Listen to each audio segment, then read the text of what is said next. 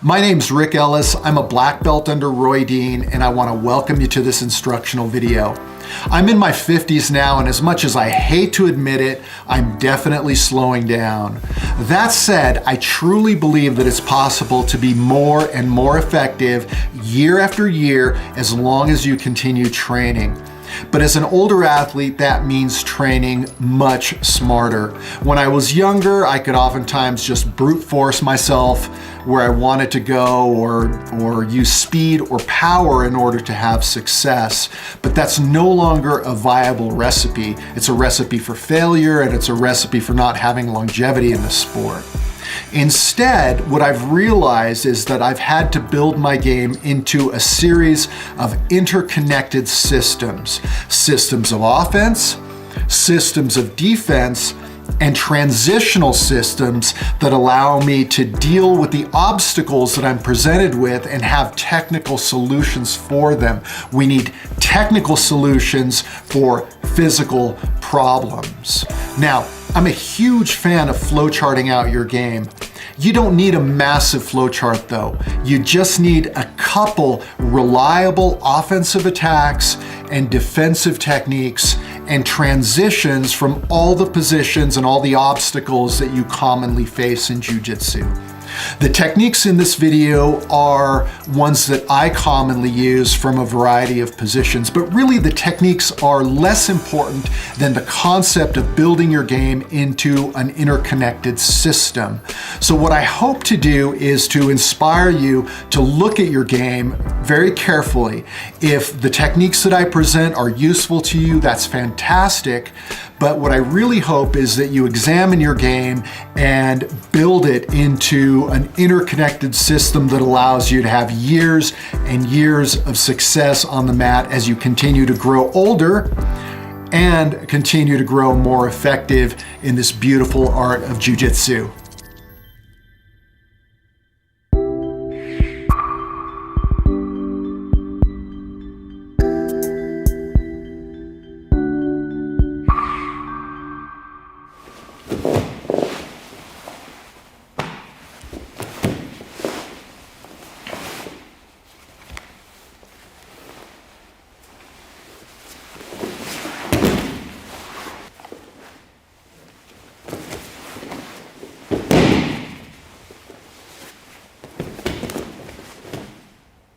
Let's start with one of my favorite guard passes against guys that have difficult guards to pass. I'm going to get lapel control. I like going palm down, a little bit loose because I'm going to try to choke him here in a minute. If you're too tight, it's difficult. If you're too loose, it's difficult. So we want to be in that middle range. Now, in one motion, I need to get on my toes and then jump up and bring him in. That's a very important detail. I want to stack him a little bit. Now I'm directly on top. I can tighten the lapels, strangle with one as I pull the other, and get the tap.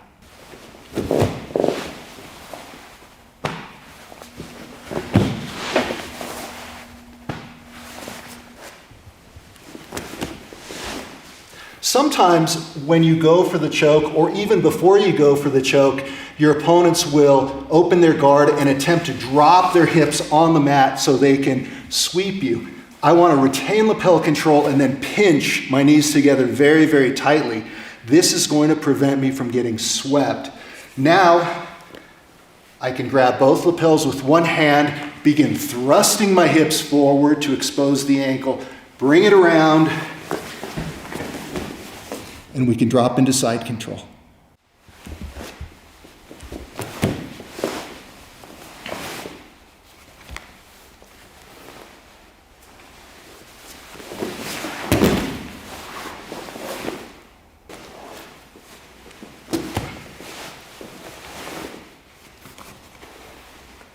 Now, sometimes when you get the exposure of the leg, you can begin to rotate and fall into a knee bar. Here's what it looks like if you lose lapel control.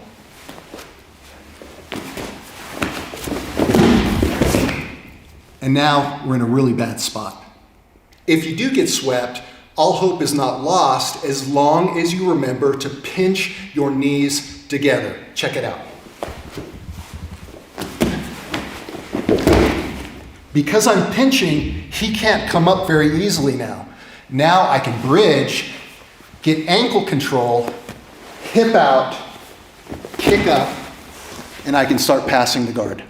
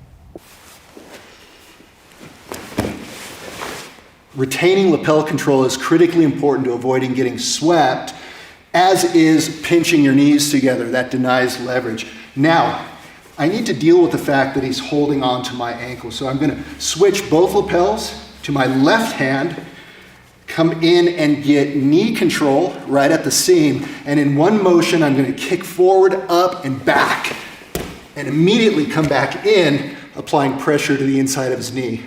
Now, I'll switch my grip, get control of the ankle, step back, and squat, and now we're in position. Applying pressure throughout the entire escape sequence is very, very important to deny their ability to move their hips and therefore be able to move their legs and recover guard. So I'll get my basic position, get up on my toes, jump up, pull him in for the stack. Yeah, if he tries to sweep me back, which oftentimes they do, just retain control and I'm pinching. I'm applying pressure by pulling and pinching. Now I release, but I keep this nice and tight, get my grip, release, and immediately apply pressure to the inside of the thigh. I'm pushing in. I don't want to be down on my knee. I want to keep my shin relatively vertical so I can push in, denying his hip motion. Now I can switch my grip. Again, it's nice and tight. Come in, apply pressure. I'm basically sitting on his shin. I'm pulling in, pushing on the inside of his thigh, and sitting on his leg. Pressure.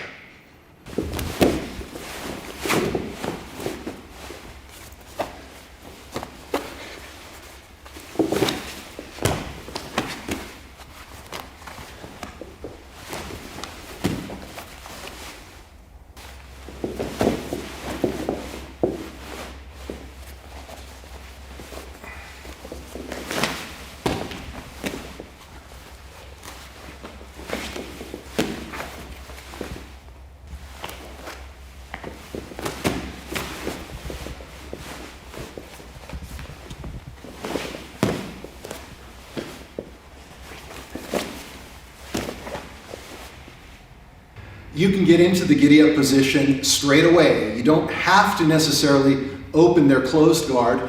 If they're in open guard, just step in aggressively, getting that connection with your shin against their hamstring, and then compressing their other shin, getting your grips, squatting, nice connection. I'm pulling and I'm pushing into him.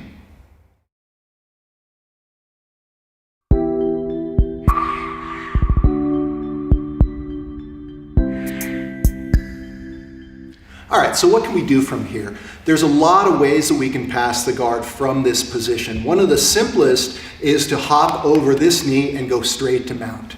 So I'm going to double up on the lapel again, freeing up this hand so I can cup. I'll release the pressure and then pop up. I immediately need to windshield wiper my foot out, and then we can come to mount.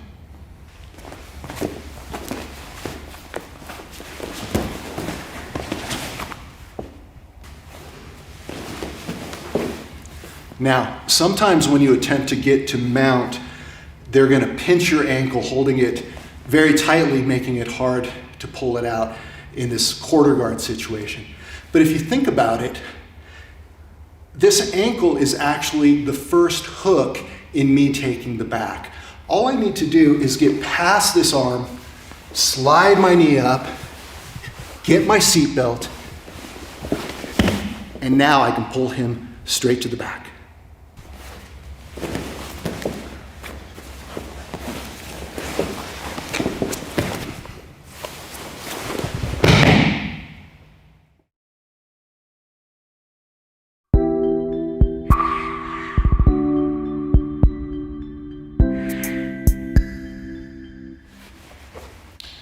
Probably my favorite thing to do from the giddy up position is to smash his leg with my hips and pressure pass. So the way I do it is I'm going to get a 2-on-1 control. You always want to retain lapel control for stability.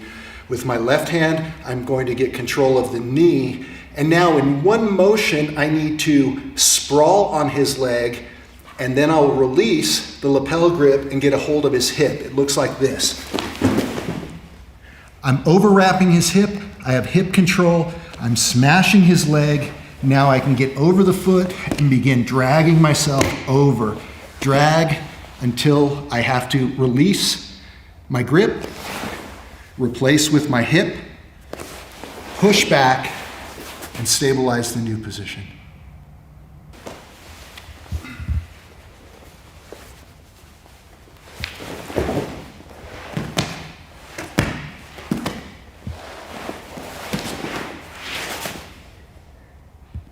That pressure pass is also available from butterfly guard. It's essentially the same pass. I just have to deal with the fact that he has hooks. This is how I do it. So usually I'm standing when I approach the butterfly. I'm going to come in, drop myself over his butterfly guard, and then flatten him out, controlling his hip. As long as he's flat on the mat, it's very difficult for him to get any leverage to sweep me. Now, I'm going to sprawl on this side, flattening out his leg. I still need to deal with the fact that there's a hook, which I will kick out to eliminate, come over the top of the other foot, control his knee. I can either grip, or if it's no-gi, just cup, and then begin dragging, replace with my own hip, push back, and establish my position.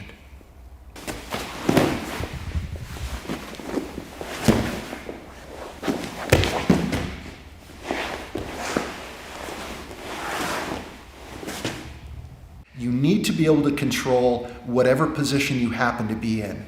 I've passed Jess's guard, now I have hip control. I'm in sort of a kind of a case agatame, a scarf hold position, only with his hips.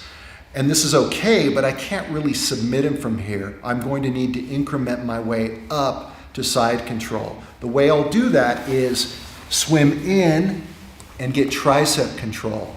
Grab the back of the gi at the tricep. If it's no gi, you can just cup. With the other hand, reach in, grab the back of the collar, and now I'm going to pull myself into position. Get my good gable grip, and now I've got control from side control, and I'm ready to attack.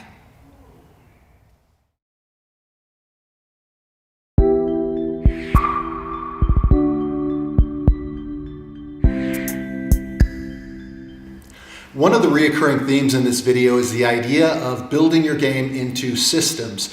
Not only systems of attack and systems of defense, but positional systems where you can go from one position to a series of connected positions very, very efficiently. If you're looking at a position, in this case side control, as an island unto itself, if Jess is able to defend that position really well, then there's a good chance that I'm going to end up in a disadvantaged position and use a lot of fuel trying to get back to where I was. So when your opponents defend, you have to have pathways that allow you to get to a new position where you can continue to be on the hunt. We're going to look at some of those today.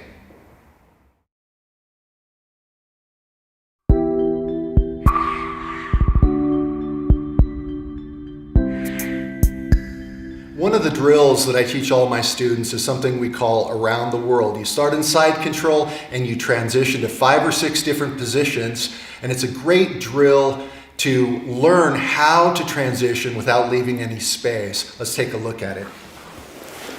So for this, we will start in side control. From side control, I can shift my hips, drop my hip to the mat, switch my base, my feet are engaged, I've got tricep control, and I'm underhooking. This is called Kizuri Kesa, modified scarf hold. From this position, of course, we can always retreat and come back to side control, or of course, we can go forward again. Now, from Kizuri Kesa, oftentimes it's beneficial to capture the head into full Kesa Gatame, the scarf hold. There are a lot of attacks on the near side arm. There's some chokes from here. This is not the best position to transition from. For that, we usually swim back to Kizuri Kesa. From Kizuri Kesa, I can step over to north-south as long as I retain control of the arms from over the top, and we keep control, otherwise it's easy for him to escape. From this position, we can then back step and get ourselves back to Kizuri Kesa. Again, I've got tricep control and an underhook. I can lift, switch my base, and we are back in side control. From side control, we can also go negative. I'm going to put pressure on his, from the underhook, drop my hip, and now I'm in the opposite direction. From here, I can either capture the legs and step over, or my favorite way is to simply grab your foot and shoot it through, and then we're in mount. From mount, one of my favorite ways to transition is to windshield wiper, and now we are in knee on belly position. From this position, of course, I can swim, get myself back to side control, or from side control, of course, we can pop up and end up in knee on belly.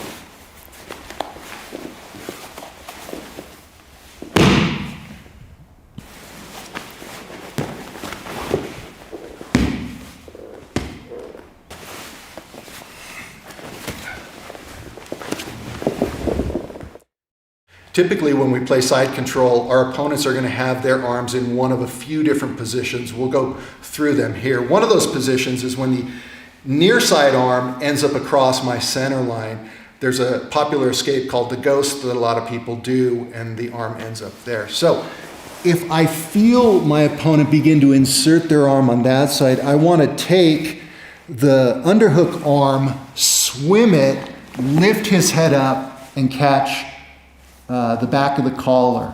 Now I can put my thumb in the collar, roll around, keep it a little bit loose so that I can drop my elbow, flare it open, and get the bread cutter.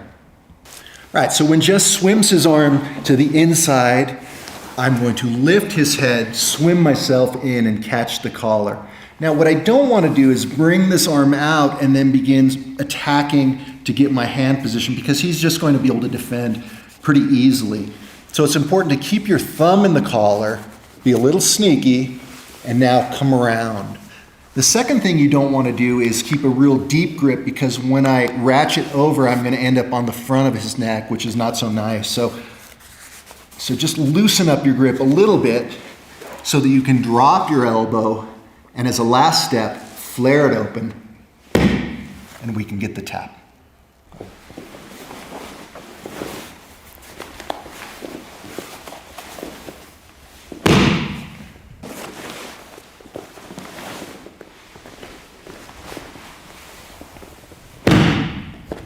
So sometimes the far side arm will swim underneath. This is really common if, say, Jess wants to come out and take my back, right? So typically, what I like to do is from the moment that arm swims in, I'm going to capture it. Usually they continue onto their side. I can push on the head, rotate around into the north-south Kimura position. One of my favorites. Here, we can hit the Kimura. We'll look at this position a little more in depth because there's a lot of things we can do from here a little later, but just know that it's an easy position to get into anytime they swim that arm underneath.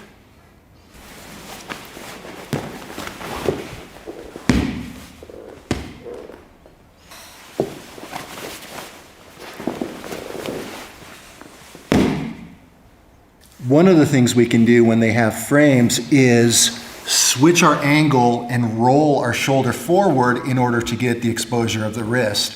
From here, I can simply push it down, figure four, pin the back of his hand to the mat, take out the slack, and we can lift. Classic Americana. What's important is to not overcommit as I push forward, because Jess is just going to roll me.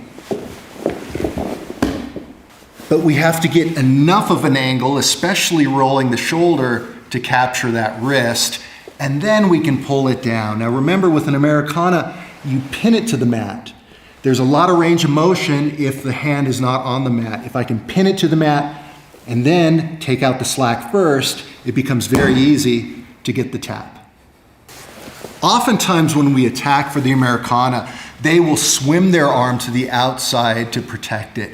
This is actually really good for us. I can capture the tricep, bring my elbow in, put pressure on them. If you want to really put pressure, you can even sprawl out, which tends to make them come to their side somewhat. Now I can step over, grab the pant, and roll into an armbar.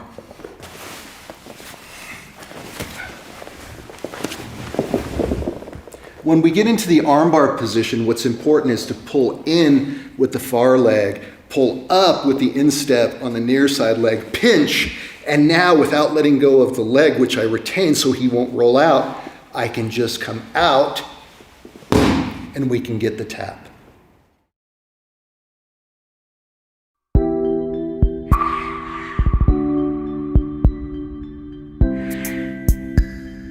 That same far side armbar is available from Knee on Belly. One of my favorite ways to set it up is put my thumb in the collar, make a fist, punch down so I can post on it. With my other arm, I need to hold open some space because oftentimes they know it's coming. They're going to try to block. So if I can get my elbow in to control the space, it also gives me a platform to jump up and to get into Knee on Belly. Now from here, if they're a novice player, they'll oftentimes push on the leg, and that's great. You can sneak in and catch. I like to go elbow to elbow so that I can pull him up and clear some space on this side. And now we can post, keep the arm nice and controlled, swim in, pinch, pull him in, and slide, and get the tap. Sometimes when you go to Knee on Belly, there is not a clear hole there to get your arm through, but we can still force our hand through. The way we do that is we don't lead with our fingers. You could hurt your fingers.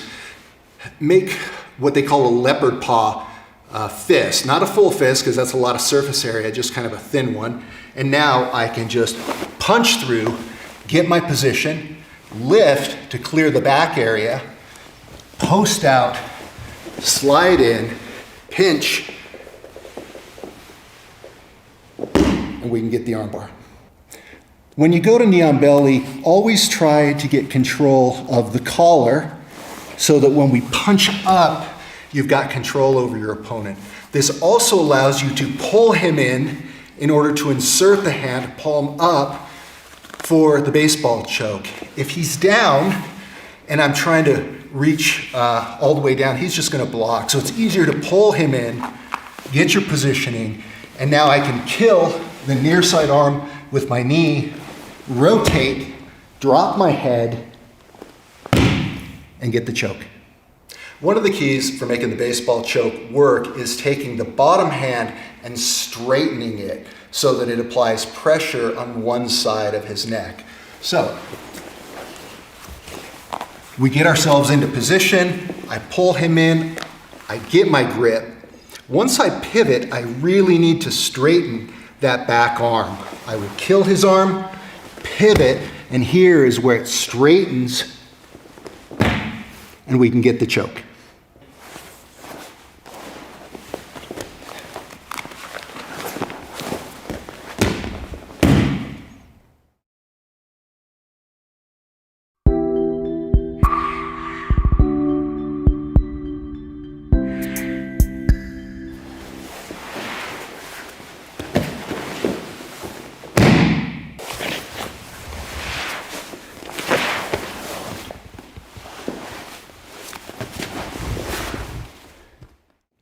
One of the other ways that we deal with tight frames against our neck is to switch to Kizuri Keisa, denying his leverage.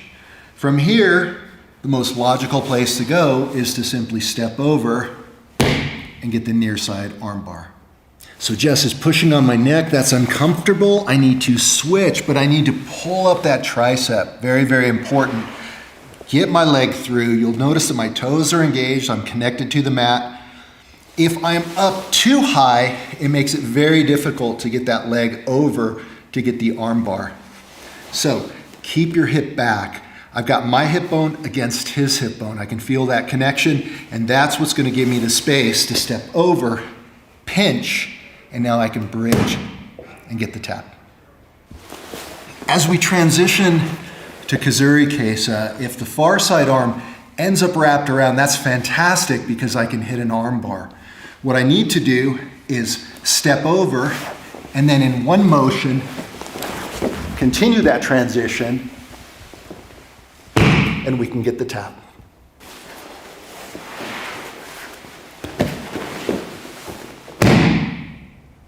Another one of my favorite transitions from Kizuri Keisa is to push down on the biceps and come over the top with your shin. Now, as long as I have control of the far side tricep, I can windshield wiper my foot, step around, and lift up. Now we do a grip switch, and we're in the north-south Kimura position.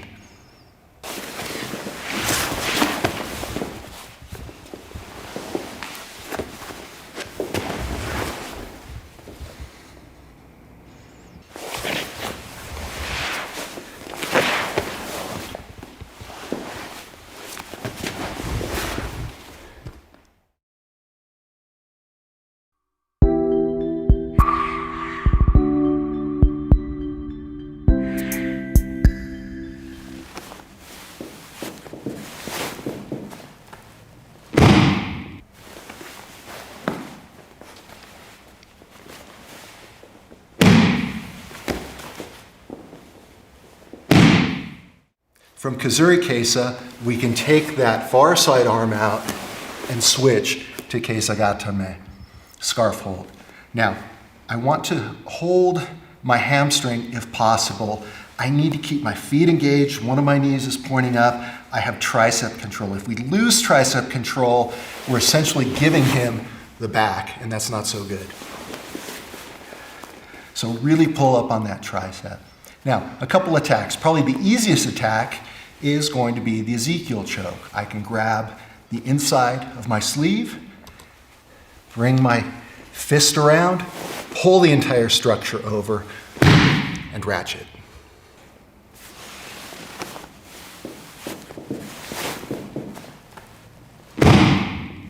Sometimes when you go to get the fist to the other side on the Ezekiel, they're going to either tuck their neck or they're going to try to block with their hand, and it can become difficult to get over there. So for those cases, you can just make a fist choke. Put the fist in the carotid artery on one side, and then I'm going to pull and use my bicep to apply pressure from the other side.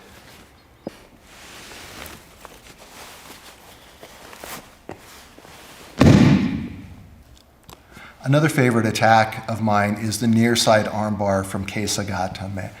Now, what I need to do is reach up and capture the wrist. Sometimes that can be difficult, so you can move yourself, clear a little space, capture the wrist, and now drag it along my body.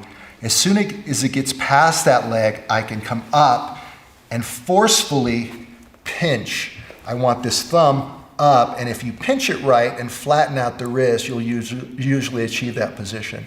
Now, I'm going to bring this knee down, and I always like to imagine that I'm trying to stretch the arm out by pushing toward that back door. Push the shoulder down, stretch, and we can get the tap. Developing a strong pinch with your knee is very important, so as I clear the space and I catch, I pull in. I also like to have the ball of my foot on the mat because it gives me something to drive off of. Now I can begin stretching him out. If he has a lot of elbow flexibility, I can also push down on the shoulder, bring my bottom knee so it's under the elbow, and get the tap.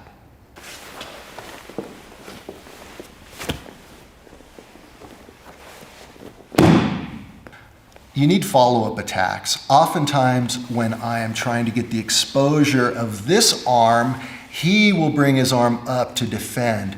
Just push the wrist down, throw your outside leg over the top, pin the wrist to the mat, and now carefully bring your hips up, and we can get the Americana.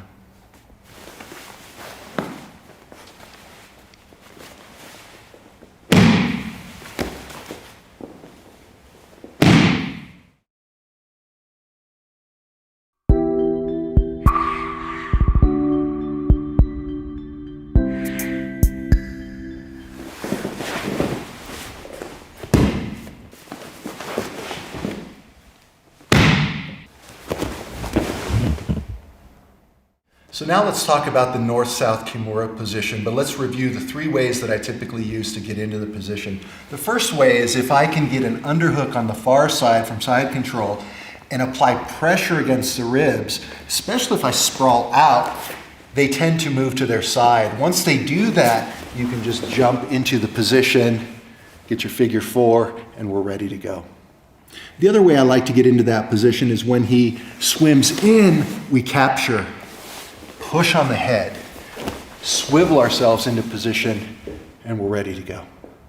The third way I typically use is from Kazuri Kesa, press down on the biceps, knee over the top, windshield wiper, lift, and now we can pinch and get our position.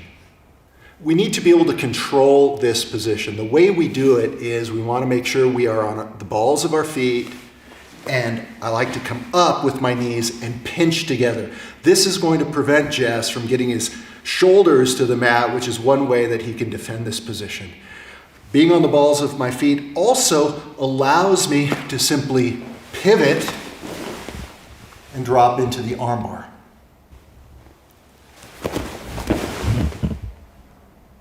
The Kimura is the obvious submission from this position, but oftentimes they're going to grip tightly.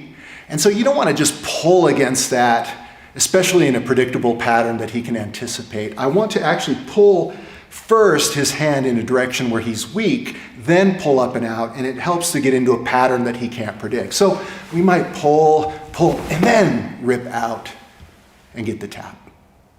The other option when you can't break their grip is the scissor choke, the leg scissor choke.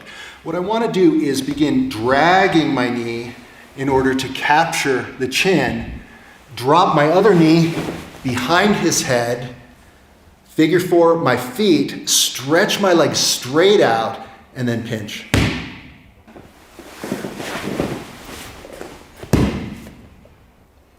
One of my favorite submissions is the arm triangle from this north-south position, especially if they're defending. The way we do that is we need to pivot on the rear knee as we feed the arm around. Now I can go belly down, gable grip, take out all the slack, and squeeze.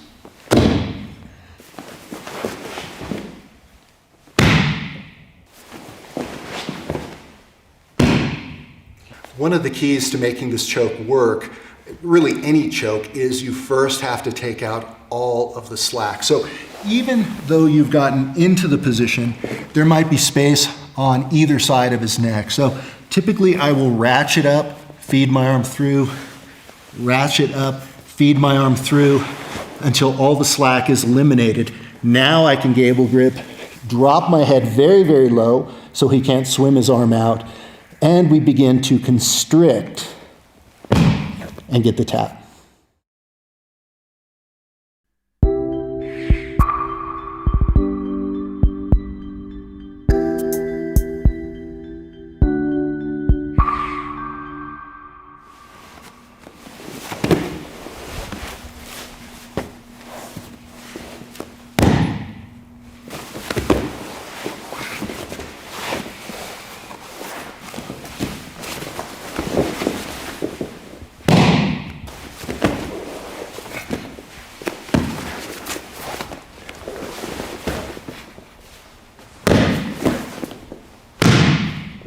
For this, I want to cross grip the cuff, and I'd like to get tricep control.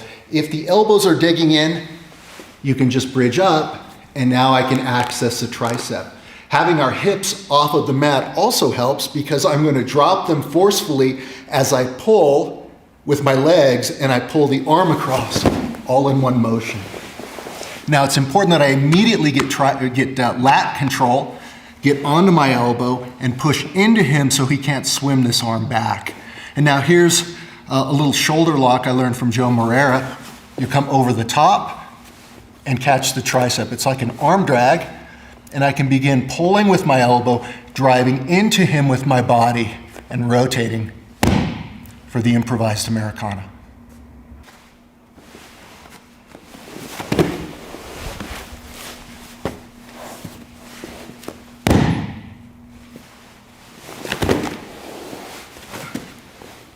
As long as I'm driving into his arm, posted on my own arm, it prevents him from getting that arm out. And of course, at this point, we can begin rotating up to take the back. Since I'm underhooking the far side, you can open the lapel, feed in, get the belt, and now I can drag him over and begin taking the back for bow and arrow.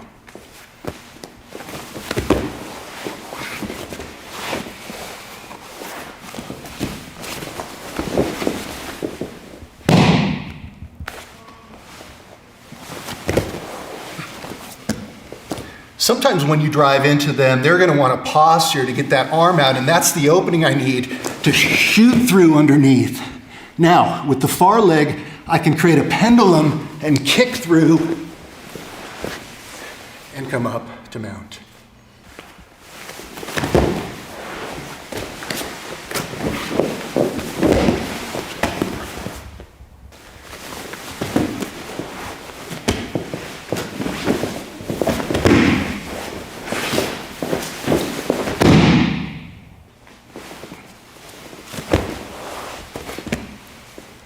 Having that chest pressure allows us to get a better exposure on the far side. If I push into him, he's going to post. And now I need to support my weight by holding the lat or even bringing my knee up over the top. Now I can pull that leg out, catch my shin, and rotate in for the triangle.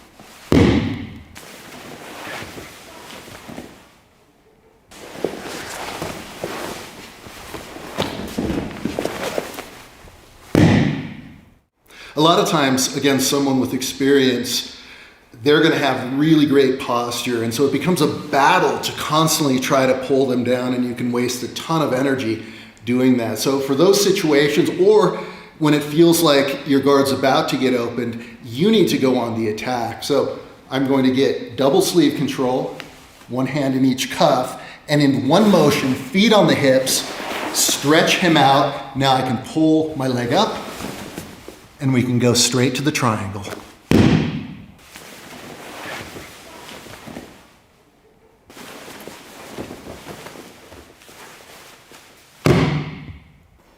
We can also cross grip, get tricep control, and in one motion, get our feet on the hips. If I swing out, you'll notice I'm really perpendicular because I want to hide this leg from him catching it. And against opponents that are not very experienced, you can always just swing back over and get the triangle.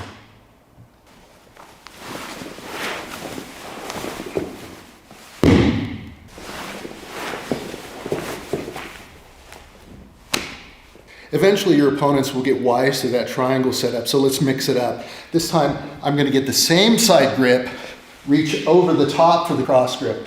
Now, same setup, I come out. He's thinking you might try to triangle, but you can kick up, chop down, and we can come into an omoplata position. From here, of course, we have the kimura, or we can flatten out our opponent, come up, windshield wiper, and finish with the omoplata.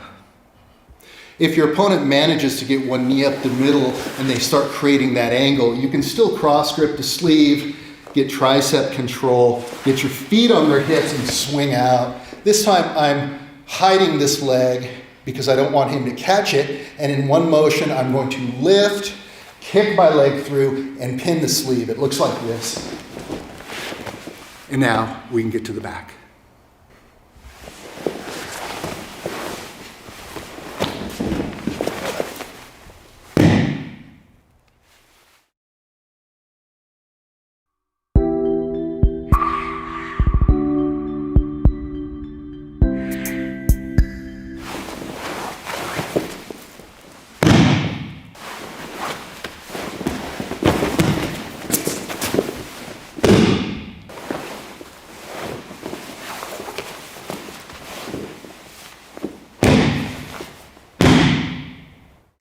Another option when someone has good posture is to reach up, get collar control and sleeve control on the same side. And that both feet go on the hips, but what I really want to do is kill that far side arm. I can even manipulate his posture a little bit like this.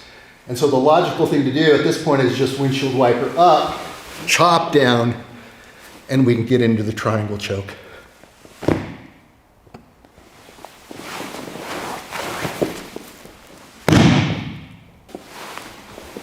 Sometimes when we get into this position, they know that you want the triangle, and so they're going to swim that arm out and control. So now I have an underhook with my shin, which I can use to manipulate his posture. I can drop my leg on the far side, kick up, and now we have an improvised scissor sweep.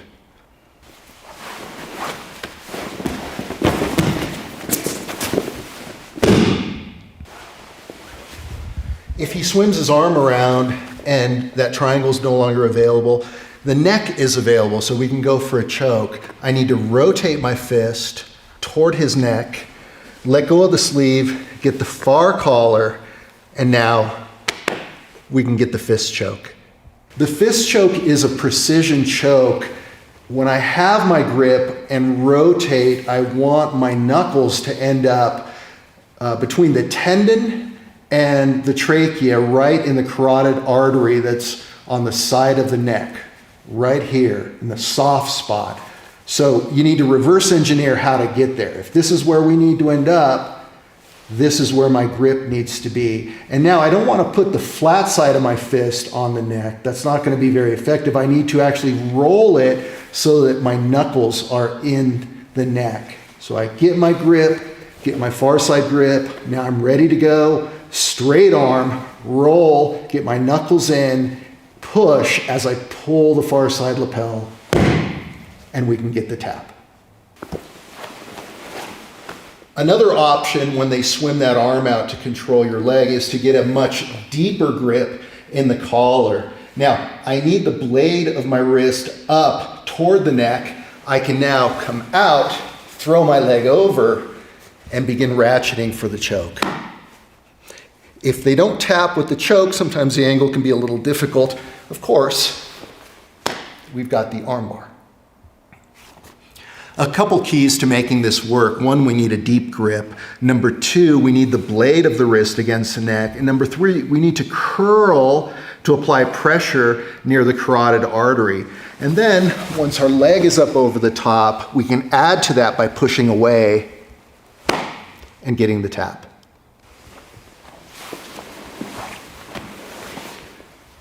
A common reaction to the armbar is to pull it out. We're going to follow that around, lock our feet together, and now we've got triangle control. Bridge up, pull the arm across, pull him back in, capture my shin so I can release the foot, get the angle up and over, and now we've got a triangle.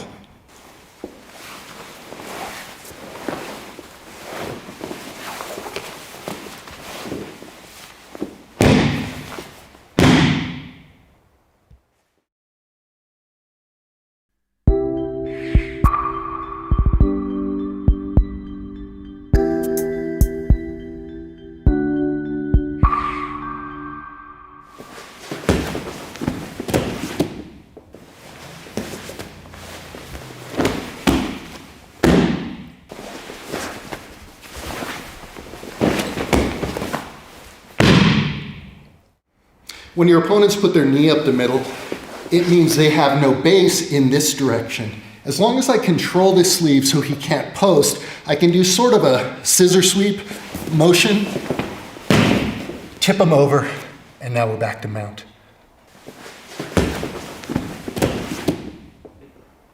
Another option when they get that knee up the middle is to get the arm bar.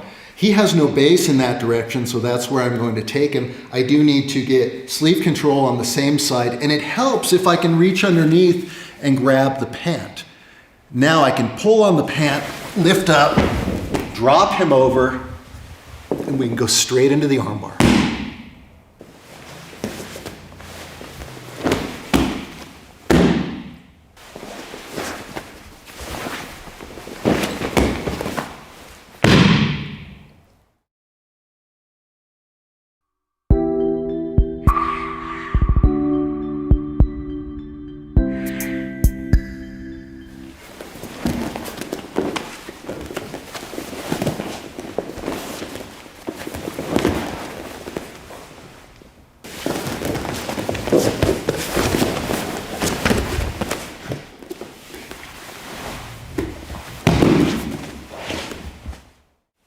One of the worst case scenarios defensively is when I don't have a connection with my opponent. He can move freely, and if he's stronger and faster than I am, it's very easy for him to pass the guard. So let's look at a couple options for dealing with that. Number one is oftentimes they will throw your ankles to the side. When they do that, I need to tuck in for the half Granby roll and recover guard. The key to making this work is getting up onto your shoulder. So when he throws the legs, I'm going to post, get up on my shoulder, and then recover.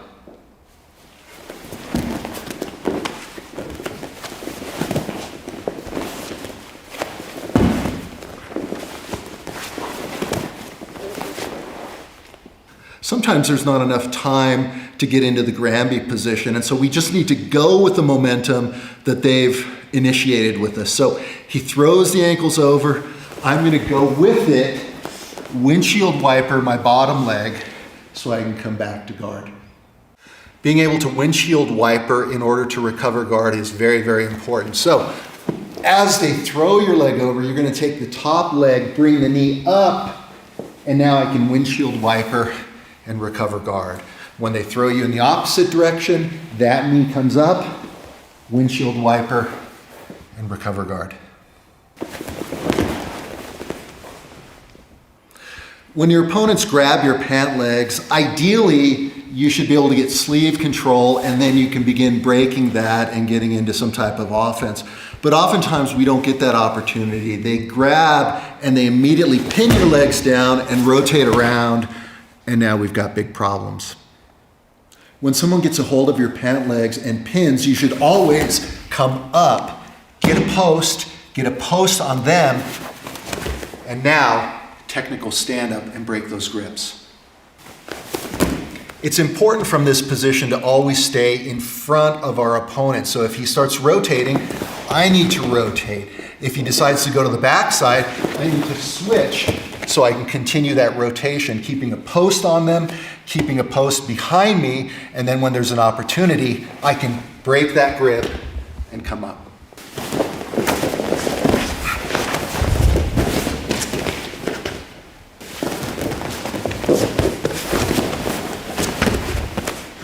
Let's look at how to deal with the knee cut pass. So his knee gets across. What I don't want to do is give him the underhook. Then my life's going to be much more difficult. So from the moment that knee comes across, I like to get collar control and punch away. Now I can get my top knee in position and use it as an obstruction as well and get up on my elbow. From here, I can continue to push and we can slide out. Getting that knee in is really critical because it creates a fulcrum that I can push against and get away from him. Now it's much easier to come up. I can get collar control and we can slide out. If they start to get that underhook, as long as I can post away, there's not really an underhook there. If I let them come in, I can maybe get a frame, begin coming up and pushing away. So you need to just deny that angle. He wants the underhook. Don't let him get the underhook. Now we can get our knee in, come up, and come out. Joe Moreira has a principle that I love, and that is that whatever direction your opponent wants to go, actually help them go in that direction. So as he's cross-cutting, maybe I'm not able to push away. I can get my own underhook, and as he comes through, I'm going to take my leg, bump him, and then sneak out the back.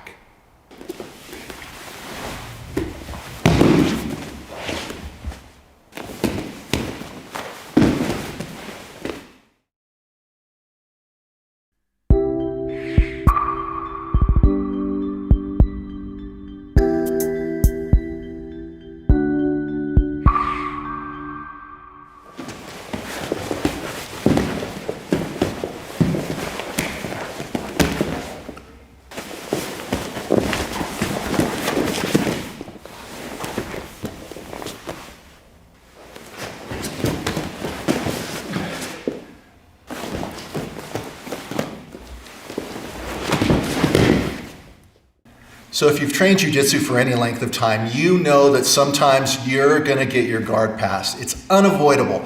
Big strong guy like Jess, if he wants the guard pass, he's gonna fight pretty hard to get it, and there's a good chance he's gonna pass your guard. Obviously, we need guard retention strategies, we need guard pass prevention strategies, but equally important, maybe more important, is what happens after the guard pass.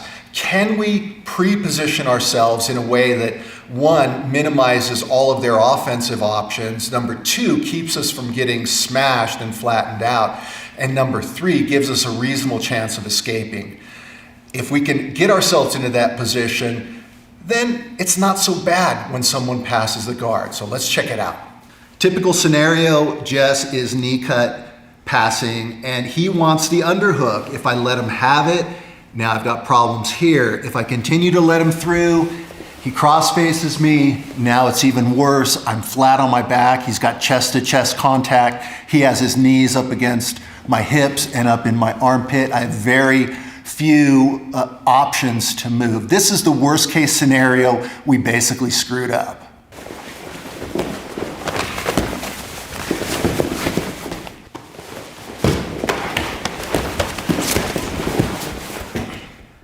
Let's talk about the ideal positioning. There are a few things that we need to accomplish, but posture comes first. I don't want to be flat on my back. I need to be on my side at about a 45-degree angle. You know you're in the right spot when you can put your head on the mat and there isn't a huge gap underneath for the crossface. If I get too far on my side, there's a huge gap. So just enough to keep your shoulder up off the mat, keep the crossface more difficult. And now I need kickstands. The back kickstand in particular is what's going to keep me from getting driven backwards.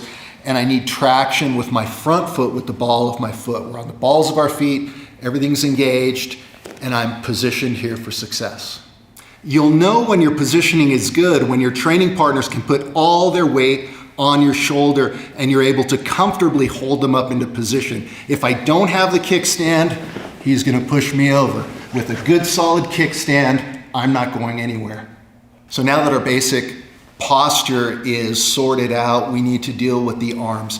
The top arm is the far side underhook arm. So I need to just lay it down. I like to actually cup my thigh and shut it completely. This is my real estate. I'm not going to let my opponents get under this arm. Keep it absolutely shut. Now, there's some different schools of thought as far as preventing the crossface. I know guys like my friend TJ, who's a black belt, who he puts his head on the mat and it's like an anvil. You're not getting anything under there.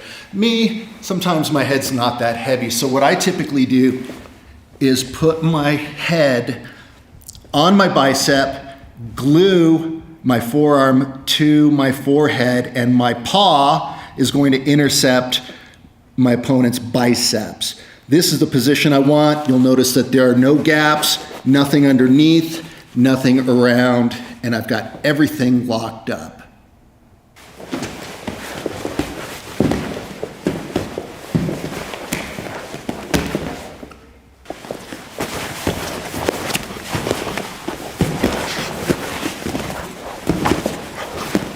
Now that we have our defense worked out, we need to be able to escape. There are two major patterns that we use to chain onto that structure to escape. The first one is the bridge. So we're in our basic position, regardless of where your hand is, and then the bottom foot comes up, I get traction on the mat, and then in one motion, I bridge up and out. Okay, basic bridge. In addition to that, oftentimes what we do is we rotate to our knees after the bridge. So we will bridge up and then rotate up.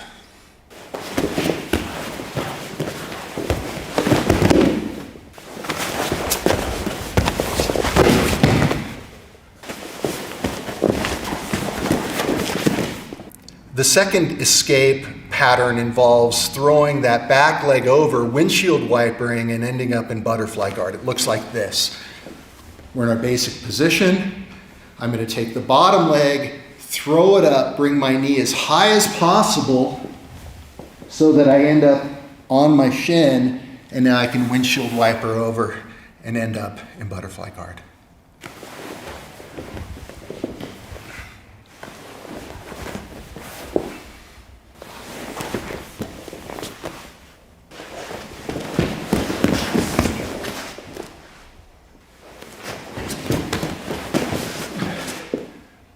Sometimes guys will get into this side control Kesa sort of position. As long as we keep that underhook, if they try to move up to grab our head, we can always bridge and escape. Sometimes your opponents will jump to knee on belly. As long as I'm on my side, it's really not that bad. Now, one way that we can use this framed up structure to escape is actually to turn and go the opposite direction. It's the exact same position, only instead of blocking the underhook, I'm gonna cup the knee. And now at this point, I can bridge up to make my hips light and turn into him, and we're back to our original position.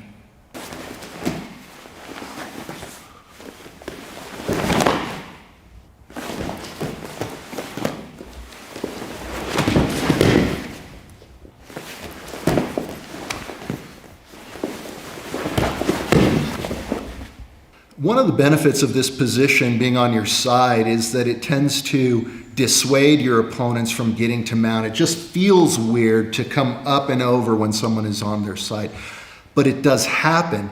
The benefit though is that it's a longer journey and we're already pre-positioned to be able to hip escape pretty easily as they come up and over. So as Jess comes over, I'm going to pull my arm out and find his hip, and now I can escape right away.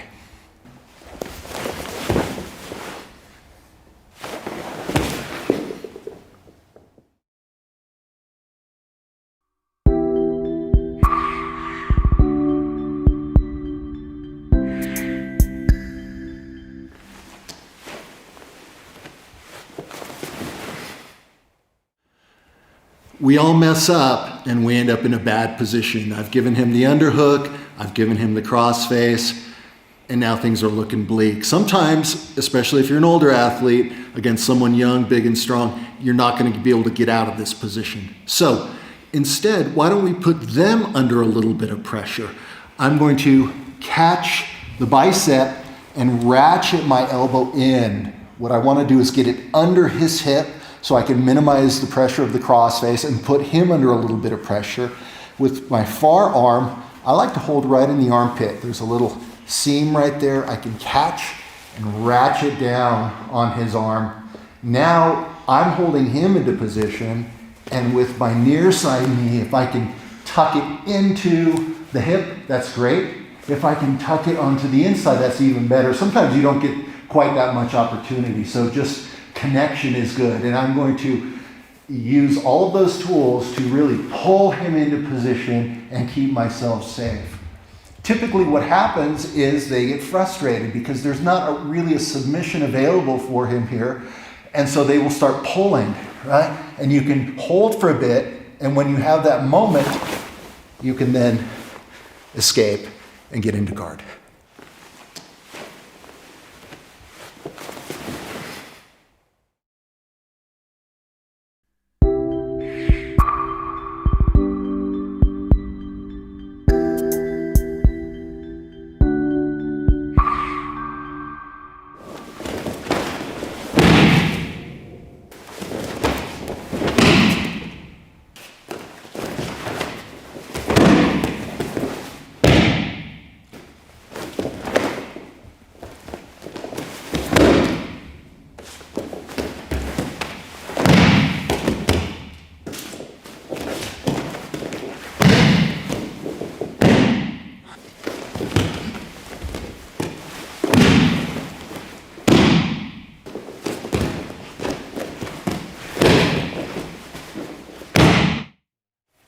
Let's talk about takedowns. So at most jiu-jitsu academies, the amount of time you spend on the ground versus the amount of time you spend standing up is completely disproportional. So even under the best of circumstances, you're probably not getting a ton of repetitions for your takedown game. Now you add to that the fact that as an older athlete, you're a little bit slower, your joint integrity maybe isn't so great, and takedowns become a lot more difficult. So let's look at some options that accomplish two things. Number one, don't require a ton of athleticism to accomplish, and number two, don't require you to actually lift your opponent the way you do with a lot of judo throws. And if you can do those things and keep it simple, you'll probably have some success doing takedowns.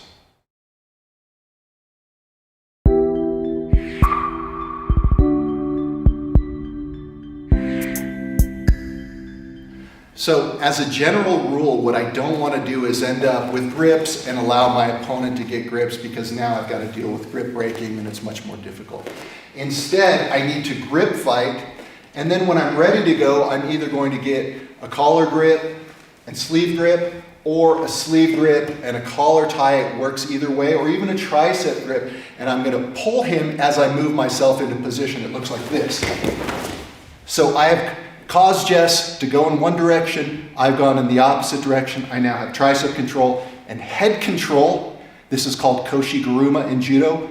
We're doing it a little bit different for our purposes. I'm going to simply rotate, bring my knee to the ground, and now we can drop into keisagatame.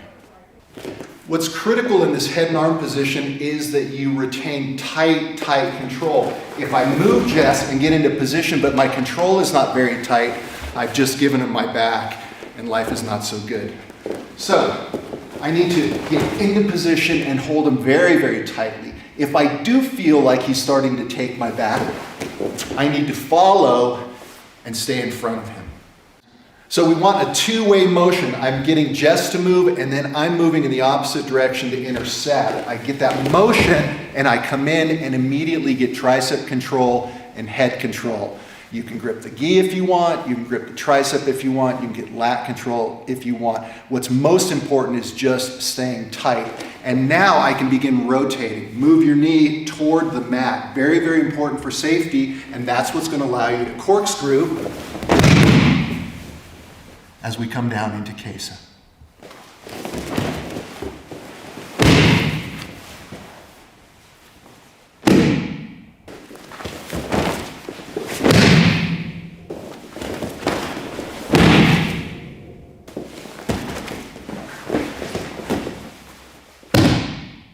So this head and arm control position you can use for an even simpler takedown where I simply kick out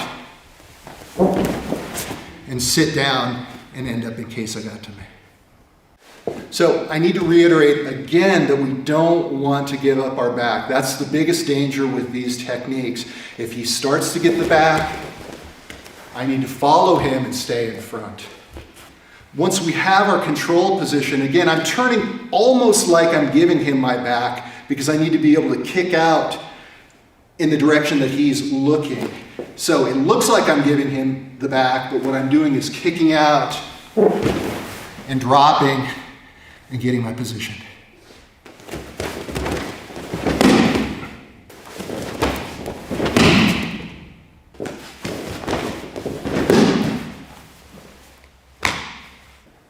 We can also use that same concept of getting our opponents to move and us intercepting to get an underhook. So I'll step out and move, immediately get my strong underhook. Now, the simplest thing to do is to tap his knee as I walk in front of him, and then we can follow him down.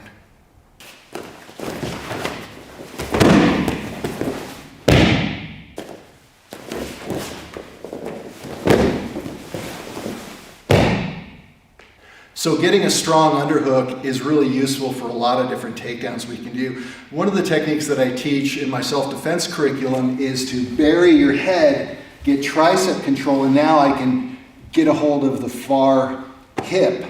Now I have a fulcrum that I can use to manipulate his balance. I'm also keeping myself safe from punches. So when I'm ready to go, I'll just step forward slightly with the front leg so that I can clear space so I can hook and bring him down.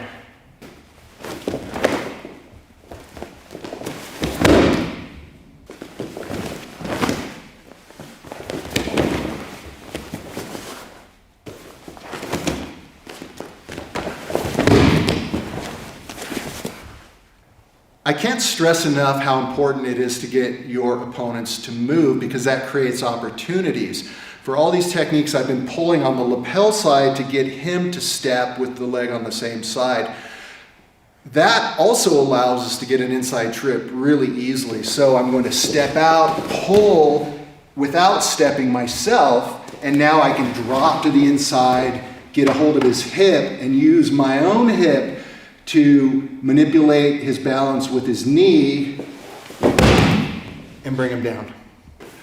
Sometimes when we move, we step with our opponents, but this time, again, I'm not stepping with him. I'm taking that initial step to the outside and pulling. That puts my inside leg in the correct position to drop down to my knee. What's really important is that I create pressure on his knee, and I can do it with my own hip, and I've got the back of his hip as well, and I can begin bringing him down.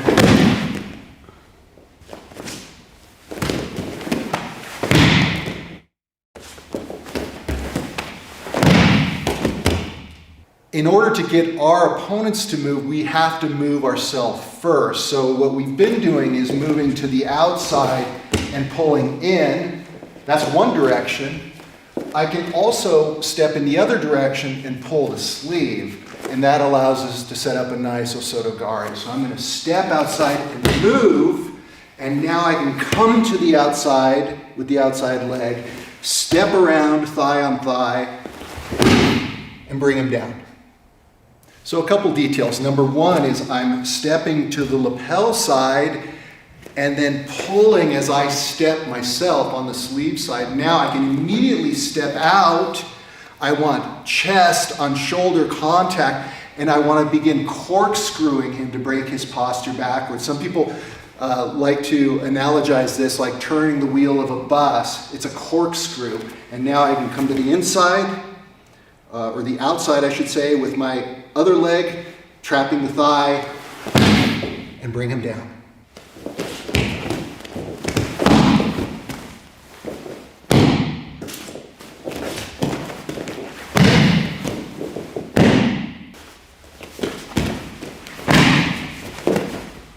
I can't stress enough how important it is to get your opponent moving because it creates opportunity. So again, for this one, I'm going to get sleeve control, collar control, standard judo grip, and I want to pull so that he steps on the sleeve side. I step with him, and now I can drop and hang very, very heavy, grab the ankle, put my head in his sternum, and come up. It's very important that I step on the sleeve side so that when I drop, that's the knee that's on the mat, allowing me to get ankle control. Now, what I want to do is get my head in the sternum so that I can make this foot light. If I just try to pick it up, it's not going anywhere. But if I can drive into him, that foot comes up. Usually your opponents are going to attempt to stay up, and the simplest way to take him down at this point is to pull on the lapel and spiral him down.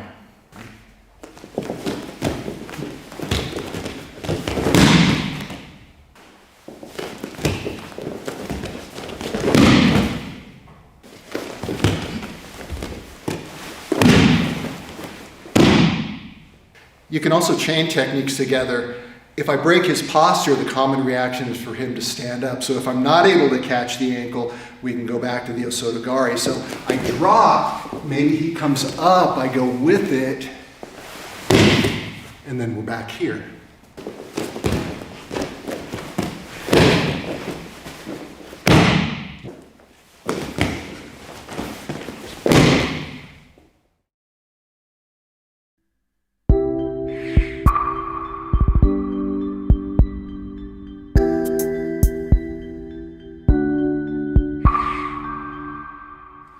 I met Roi Dean almost 14 years ago when he was a much younger guy, just like I was, and I thought it would be interesting to get his perspective on how his game has changed as he's getting older, what modifications he's had to do both strategically and technically to be safe and to be effective as his body is maybe not quite as nimble as it used to be. So I'd like to turn it over to Roi Dean. All right, thank you. I appreciate the opportunity to show you how my game has personally evolved over the years. And this is a kind of a familiar process to older grapplers. Typically you get lower to the ground and you move a little bit slower, but you do it with intent and purpose. And as my instructor, Roy Harris, has slowed his game down, yet wields tremendous pressure, so I have also slowed my game down and focused more on slow incremental process with pressure and the ability to always have another technical option rather than trying to fight people force on force or strength with strength.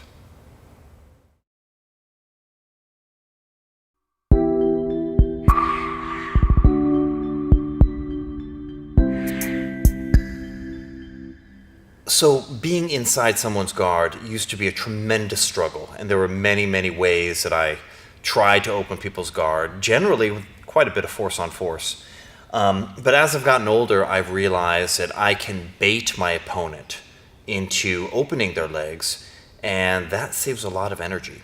And those kind of baits are very reliable. So Typically, in the past, I would gather the lapels, and occasionally I still do this, and then I'll grip up here, or I'll drape my hand and start exerting pressure through my frame and my forearm and move my knees out and kind of push that down, then transfer the weight to my palm, bring my knee over past the guard. You know, this is a great traditional way of opening the guard. But there are other ways too. One way that I like to do it is to actually bait the arm lock, which will make him want to open. So one way I can do it is just put my forearm across his throat. When he goes to throw that leg over the head, all I have to do is not let him get it over the head, right? So I'll block it with my forearm. Now I have the choice. I can either extract my arm, point my fingers backwards so my forearm hits his hip, sprawl, and then pass the guard. That's a great option. Also, if Rick goes for that arm lock, and I stack him and he's not able to get it, and he throws his leg back to go back to guard, I bring my knee up and my elbow together. This works all the time. So I'm going to give Rick a really obvious opening.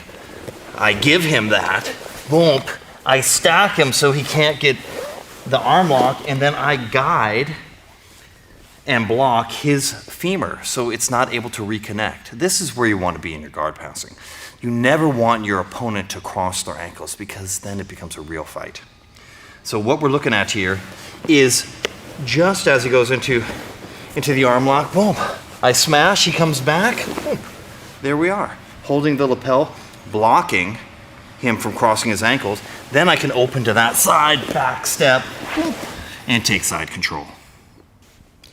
Another way of baiting that arm lock is to actually punch through. I'm going to choke him, I'm going to pull on this lapel, push on that other lapel. I stand up, I'm exerting pressure, and of course he's going to go for that arm lock. Boom, block, throw the hip forward, pass the guard. Again, we're giving him that really big opening, and he has to deal with this threat. Boom. Throw it up, you know which arm he's going to take, so all you have to do is rely on your timing.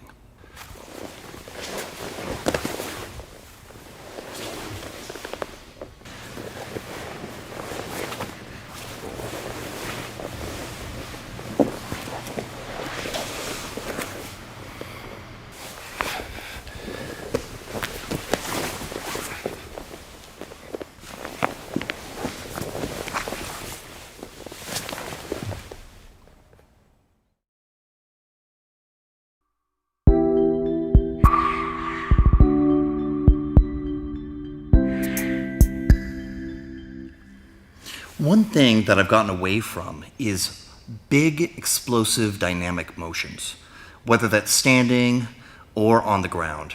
I've gotten away from making big, dramatic motions. One of those motions would be considered the arm lock. You throw your legs up in the air and use the momentum from your leg to slap on that arm bar, go hard, heels down, and then you take it, okay? But when you make really big dramatic motions like this, boom, sometimes there's a lot of space for him to navigate and block you, right? And when you end up like this, you're in a compromised position and you really didn't set it up very well. So instead of trying to hit that point way over there, as I've gotten older, I've gotten more incremental. So, for example, I won't go all the way out over the head. If I'm going to hop anywhere, it's going to be right over the shoulder. Okay? Then I can push and pull him with my knees, pull my heels in, push him away a little bit. Okay? Then, when the light is green or the coast is clear, then you can push on the head and step over, right? If you have to hop over a fence, don't hop over from a long distance. You want to get right up to the fence, okay? So here we're gonna hop over. We camp out at the shoulder. Then I can use my knees to turn just a little bit more. I can push on the head, make sure I have the space to throw my leg over, and then hip up into the arm lock. Also, in order to distract him from these incremental movements, I need to constantly be attacking. So I might pull this arm across, and I want to attack his posture and balance. I can grip here, I can pull in, then put the pressure on. It's kind of like a choke, but it's not quite there. Push with your knees just a little bit more, and then we're into our arm lock. Same arm lock, and I never expose my back for being smashed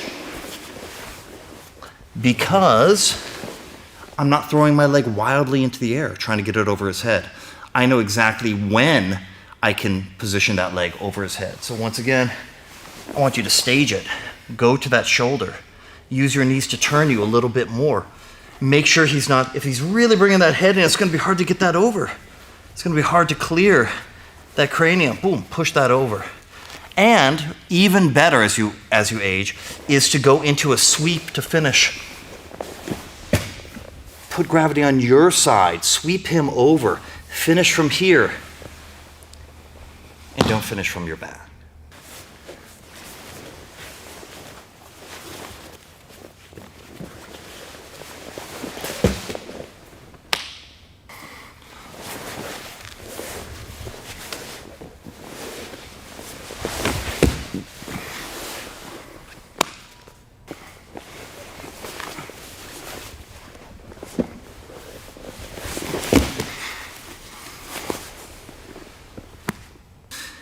So say you face a very aggressive wrestler and he puts his forearm on your throat and you just go for that arm lock.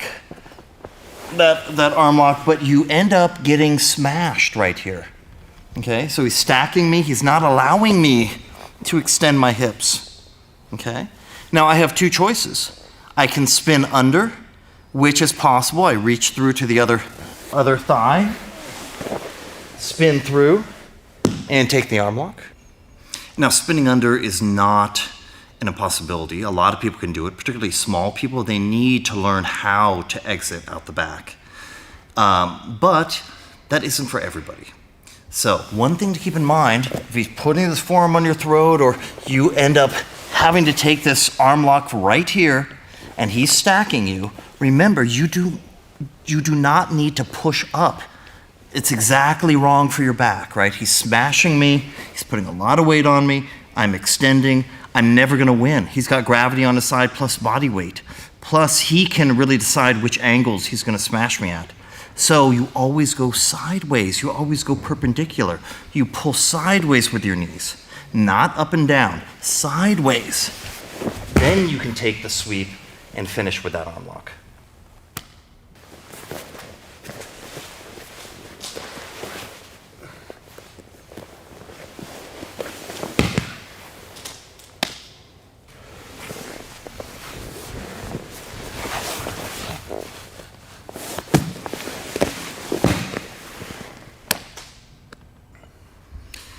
It's of primary importance to avoid being stacked whenever possible. You don't want to bear weight in your upper spine in any way. So when I was younger, I would occasionally suffer through a triangle choke where I was getting stacked, but I was very close to tapping him. Now that doesn't happen. And the first way to avoid that happening is once you get into the triangle through whatever means, and he starts to stack you, you have to know which way to turn. You have to know exactly which way to turn. You have to go to the side where you would tighten the triangle, and then you can end with a sweep and an arm lock. It's very important that you know the proper timing. You have to know exactly which side you're going to reach for when he starts to stack you. So if I come into the triangle choke and I spin and he starts to stack me and I spin the wrong way, this is terrible and he's going to break my triangle, okay? What you need to do is know that I need to turn in the direction where his fingers are pointing. That is critical, or where you would tighten the triangle. Or you can have whatever kind of memory device you like, but ultimately you need to feel which direction to turn. This should be very natural, because as you slap this on and he starts to stack you, that is the energy that you need to initiate your own turn. He's going to feed you the energy. As he starts to stack you, then you start heading toward that side and finishing. It's very important that you join your motion with his. He will give you the energy to turn out of the way.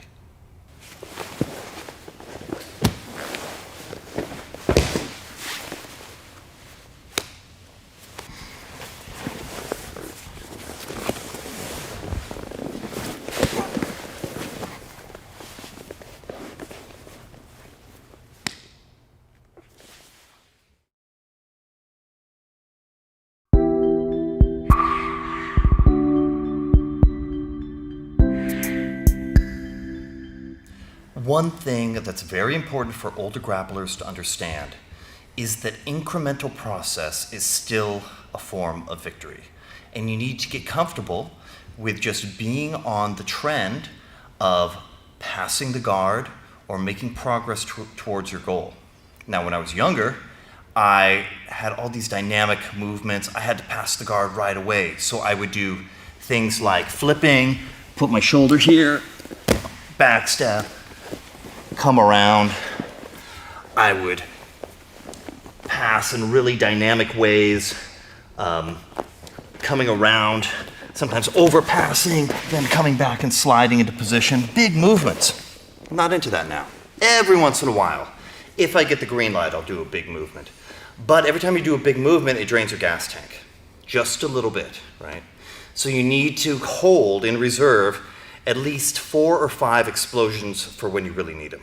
So don't waste them in a position where you can use incremental progress instead, okay? So what I'm gonna do is first capture one section of his body, just the ankle, okay? Whether I'm starting on the knees or approaching from afar, I can grab the knees and look at me. I'm gonna pinch one ankle. I don't have total control, not even close, but I do have some amount of control. This ankle is connected to his leg, which is connected to his hip, so I have some degree of control over his hips, even though it's not great, okay? Now, I'll take my left hand, place it near his hip, doesn't have to be exactly on it, but somewhere around the belt line, and I rotate my elbow out. That blocks this other femur from getting active and starting to work against me. So if Rick circles that in, I just raise it up. And then whenever possible, I get that palm back on him, okay? If he does manage to push that away, push my arm out of the way, that's okay. That's okay, you can always come back. You want the inside ground when it comes to the femur, okay? So now I'm there. Then I can push down on his knee. What's my next move? Slide my knee in, get my other knee over the top.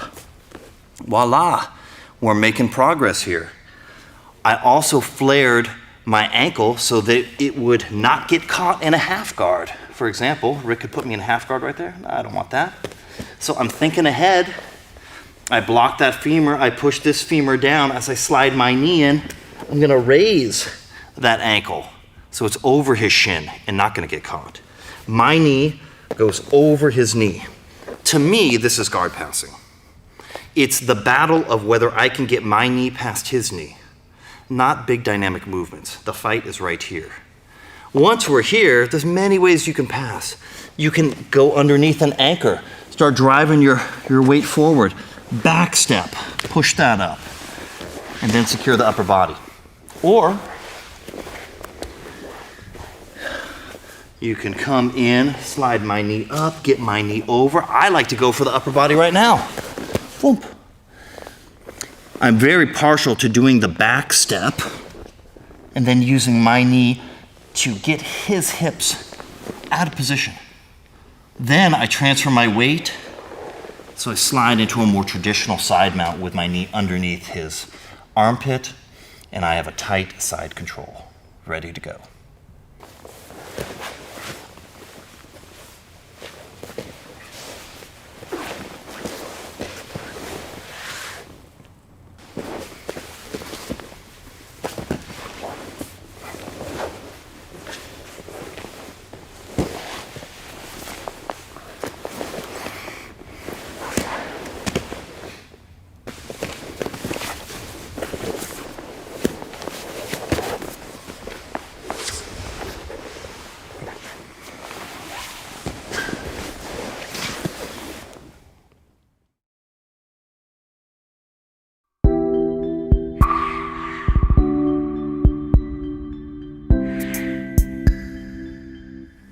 Starting from the knees may be considered an artificial position, but it's useful to know how to tip somebody from this very stable posture. And if you just rely on kind of bowling people over or wrestling for position, that can be inefficient. You can waste a tremendous amount of energy locking up here and trying to get it, and he can spread his base just as easily as I can, you know? So, and I'm not really that mobile with my knees on the ground. So neither of us have great mobility, and we're fighting for underhooks and we're struggling and we're trying to get around the corner and he's going down on, yeah, this is a lot of energy that's wasted. So think about going to guard, but then immediately threatening them and making them want to retreat. When they retreat, you are going to move forward and tip them over. So you'll start playing top game. Even though we're starting at the bottom here, and there's many, many ways you can do this. For example, I could push out his knee and go into a loop choke. Now when he postures up out of that, I can follow, okay? So we're gonna do that again. I go into the loop choke, he comes up, maybe I block the knee and then come into a side control position by passing his guard. There are many, many ways that you can get this to work. This principle of attacking, which is a distraction to take his balance. So there are many, many chokes that you can use to threaten. It's not about the choke, it's about the threat.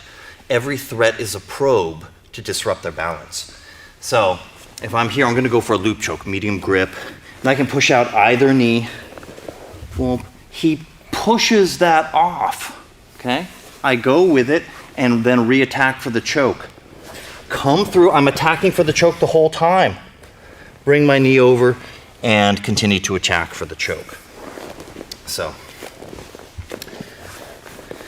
it seems like everything is happening too slow, but trust me, when he throws that off and I go back for the choke, I'm attacking and getting to my knees, okay? His hands can't base because they're blocking the choke, which allows me to get my knee over and then take side control.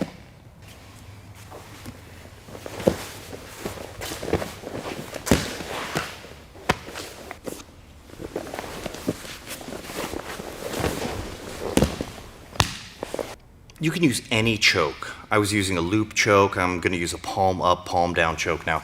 So I got the palm up, and you gotta be deep. If you got a shallow grip, for some chokes that's good. For the palm up, palm down, you need an aggressive deep grip right here. Okay.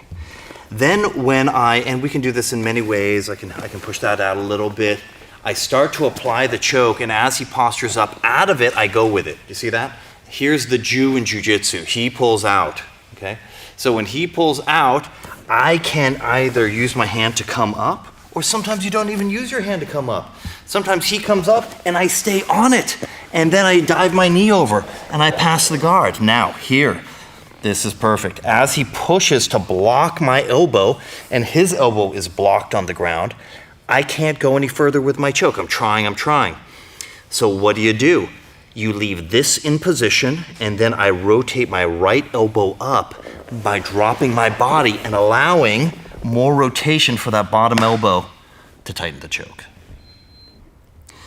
So the principle I'm trying to express is when you're blocked in your movement and you're at a standstill, I want you to find space where you can rotate 90 degrees, and it's going to tighten the technique. Here's another good example of that. Pop the collar for the bow and arrow choke. Feed your hand. Don't make it too deep, okay? Then you can explore a little bit more of the range. I'm gonna grab his knee. I'm gonna step off. 1, 2, I'm at 45. I wanna drop him in the pocket here, throw my ankle over. 3, 4, okay? But maybe I have a really loose grip and I can't extend anymore. Or worse yet, I'm on this outside hip and I can't extend anymore. How do you tighten it? You put your foot on the ground and rotate 90 degrees.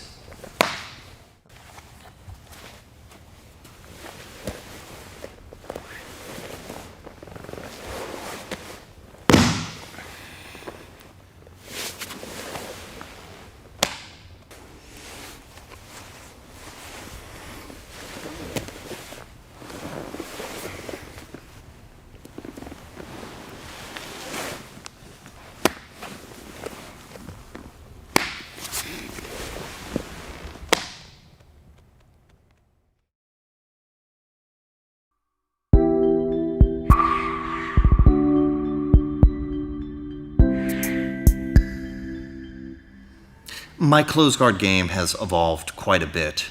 And in fact, I will work from closed guard, but very often I will let people pass my guard, or I direct them to pass my guard in a certain way, which can lead to a sweep. So I actually find this much more efficient than duking it out, trying to sweep him sometimes. Because I know, as an older grappler, which side he's going to go to. Which side is he going to go to? The side where I drop the leg. Of course he's going to go for that. Okay. Now, I have a two-stage plan of attack. I would like to block that far arm with my far arm, and I want to get my elbow underneath his knee. So as Rick comes and completes that guard pass, I have these little levers. I have these little levers underneath him. Then I can walk with my feet and tip him over. I never let him settle in. I direct him which side to go to in the guard pass, and then I sweep him without him anchoring his weight to me.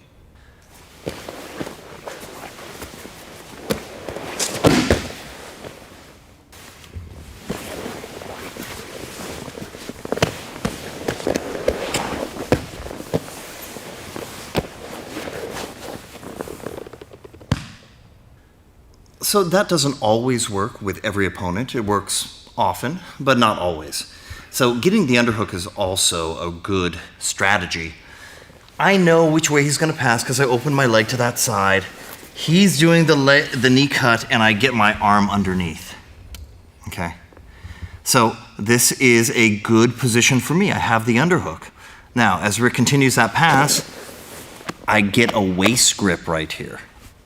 Now, he's kind of balanced on me, so what I need to do is use my femur to bump his hip, and then I walk under him and take side control.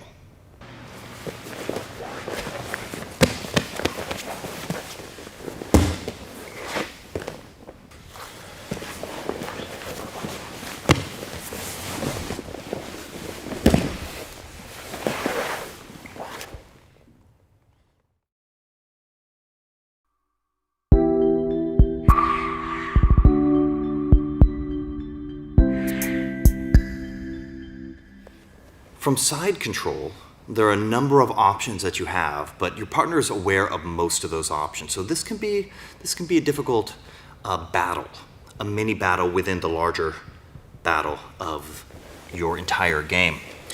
One good thing to keep in mind is if Rick hips out and gets the underhook, which is a very common and powerful escape here, I have to create a lot of room in order to bring this elbow around and re-pummel. Okay, and then maybe be able to push him down. Okay, so I think it's better if you use your elbow instead.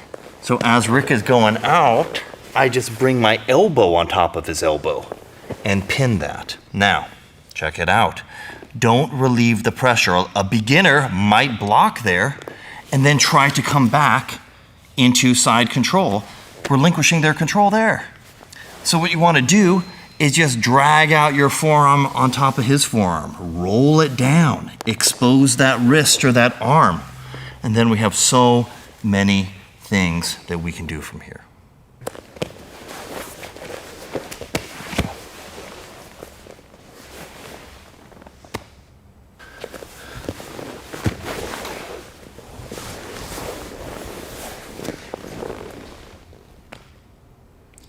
Pummeling with your elbow is particularly useful when you're passing the guard. For example, if I'm coming through here and he gets the underhook and cuts through, he might be able to roll me just like that last technique we did.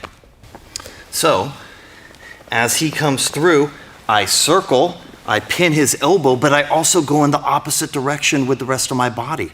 So I'm pushing him in two directions and using gravity to do the work. My knee slides out, my elbow slides out. Then I can come back, roll his wrist slightly for the exposure, and end up in some kind of arm lock or wrist lock.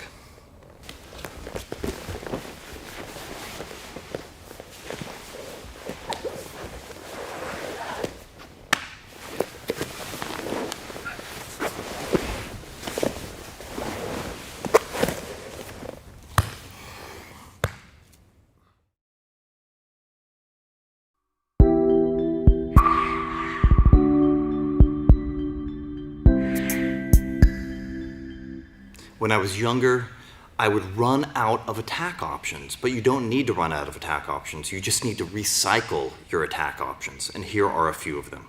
Okay. So from side control, boom, obviously you can sit out to the kesa. You can step over the head, you can take the arm lock. You can swim this arm in, you can go to a full kesagatame. You can try to tap him with pressure. Double locking his arm with my elbow and then my hand on his tricep, I raise up and then scoop my hips in for the pressure.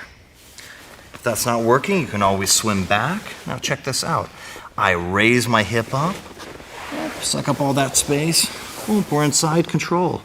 Of course, if his forearm is underneath my neck, I'm gonna try to roll this out with my shoulder and attack for the Americana. Very often he rolls it down, escapes, rolls it all the way down, escapes, boom. I'm gonna bring my forearm onto his sternum, swing around, and take the spinning arm lock. But when you get a very defensive partner and they just have their arms in, it's difficult. Of course, we have all of our chokes that we can do from here as well, but when their arms are crossed and in and protecting, it's gonna be hard to even get underneath this elbow to start prying that up. Yeah, you can take them out, but it's not gonna be that yielding in terms of submissions. So now you have to use their clothing against them. So take this lapel out. Whenever they cross up like that, take this lapel out. Really pull it out, feed it to your hand, okay? You can switch your legs and go straight into a choke. Pull that heel in, straighten your arm. They usually try to defend that there are many ways they can defend it. They can use that arm, boom. Yeah, very often they push at the knee. Boom, yes. Boom, you can pull that arm and then come into an Americana. You can also, when they push on that knee, boom, throw your head over for a head and arm. Sink this through. Now, that is a lower percentage submission. Usually by the time you get your head there and you got it in, they drop their elbow to the other side, but then you know exactly where the wrist is gonna be. And so now you can lead into one of your many arm locks.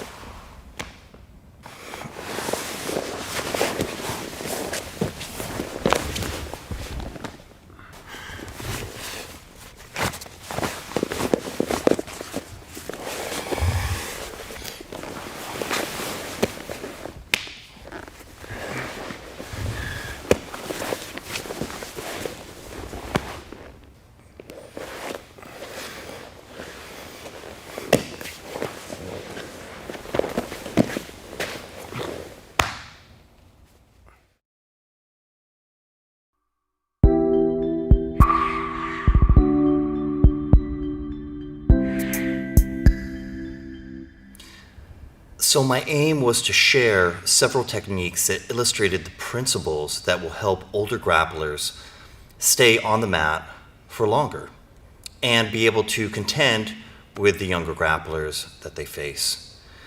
More speed, more power, more explosiveness, that's never the answer. You want to look for increased timing, sensitivity, and increasing your technical palate. So you always have options to off-balance them, whether that's through kazushi or through an attack. You want to probe and get them off balance mentally or physically through your repertoire of technique.